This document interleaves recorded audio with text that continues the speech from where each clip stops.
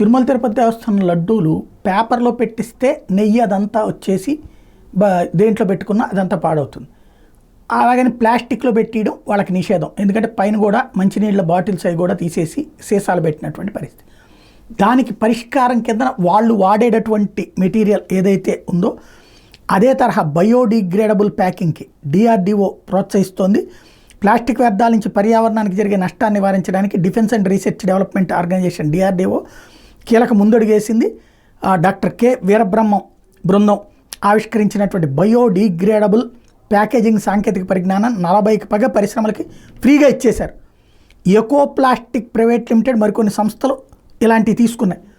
ఈ సాంకేతిక పరిజ్ఞానం విస్తృతంగా అందుబాటులోకి వచ్చి ప్లాస్టిక్ వ్యర్థాల ప్రభావాన్ని ఎంతో కొంత తగ్గించే అవకాశం ఉంటుందని ఆశిస్తున్నారు. పెట్రోలియం లేదా మొక్కల ఆయిల్ నుండి లభించే PBAT అనే బయోడిగ్రేడబుల్ పాలిమర్ని ఈ ప్యాకేజింగ్ టెక్నాలజీలో వినియోగిస్తారు. ఈ PBAT ఆధారిత బయోడిగ్రేడబుల్ ప్యాకేజింగ్లో సాధారణ ప్లాస్టిక్తో పోల్చితే అధిక శక్తి, ఎక్కువ కాలం మన్నిక, పర్యావరణానికి తక్కువ నష్టం చేయడం వంటి సానుకూల పరిణామాలు ఉన్నాయి. ఈ ప్యాకింగ్ 3 నెలల్లోనే పూర్తిగా మట్టిలో కలిసిపోతుందంట, డీకంపోజ్ అయిపోతుందట.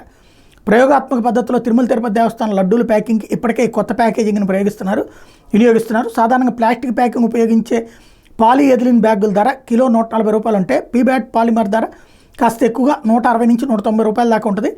అయితే ఈ సాంకేతిక పరిజ్ఞానం ఉచితంగా అందిస్తున్న ఎక్కువ సంస్థలు ఈ ప్యాకేజింగ్ అందుబాటులో తీసుకొస్తే ధర కూడా తగ్గుతుందని భావిస్తున్నారు.